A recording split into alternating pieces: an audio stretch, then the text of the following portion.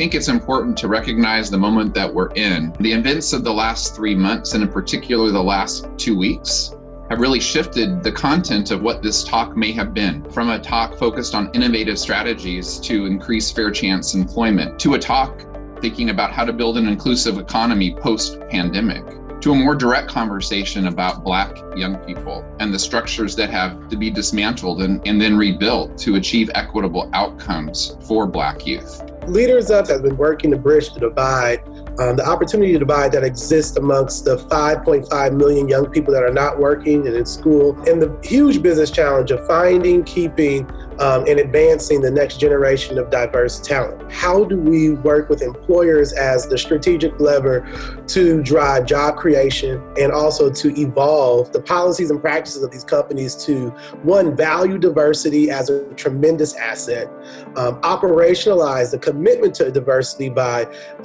anchoring culture and policies and inclusion in order to advance racial equity. And over the last 7 years of doing programming and social impact work across the nation, we've been able to impact over 50,000 young people through training and connecting them to employment that leads to career pathways with a median wage about 450% above the poverty line. One of the proudest accomplishments I have about LeadersUp is that these young adults have generated over $935 million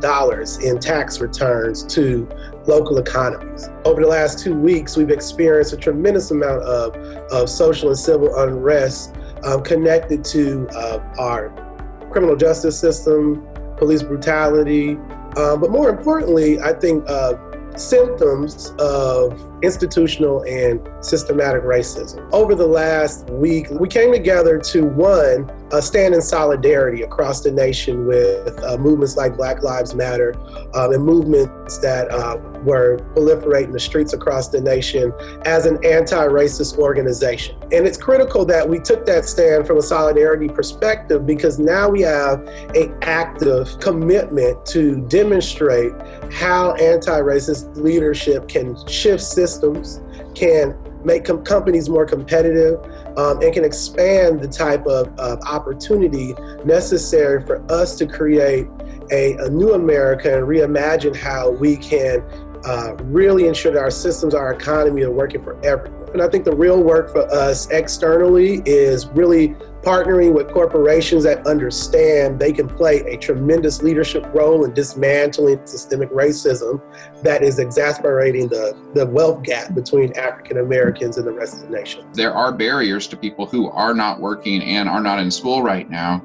that are there because of these systems. We aren't going to the right experts to come up with ideas for solutions. And we're not including the people who have the ability to change practice and change policy in deriving those solutions. And so it's absolutely essential that we start an innovation process where that you can reach out to the communities that have been impacted by injustice, and that you can reach up to people who have power to bring them into that process so that they can be part of that rather than simply presenting solutions to them. USC and LeadersUp thought our role in this process could be, how do we ensure that these young people that are either diverted from the system or exiting from the justice system just doesn't have a safety net, but more of an opportunity trampoline. I think we've all seen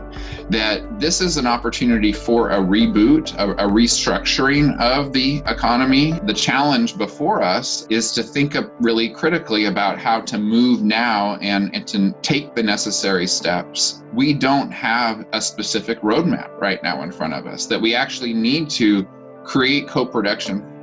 processes, really. We need to kind of lean into piloting, to scaling things that appear to be working, recognizing that they are likely not to work initially, and instead reveal the places that we can do better. And we just have to be courageous in doing that, and being able to own our privilege. This is something that we have to scale as a practice across the nation if we are going to, save America from a standpoint of it maximizing its economic potential. By including all Americans to have access to opportunity and contribute in that manner.